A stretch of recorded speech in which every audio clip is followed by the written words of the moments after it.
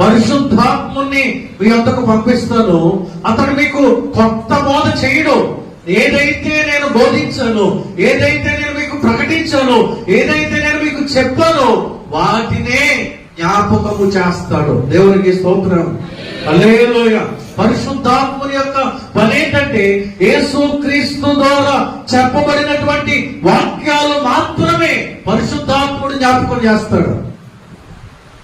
పరిశుద్ధాత్ముడు అంటే ఏదో కొత్తగా ఇప్పుడు బోధించేది ఏమీ లేదు.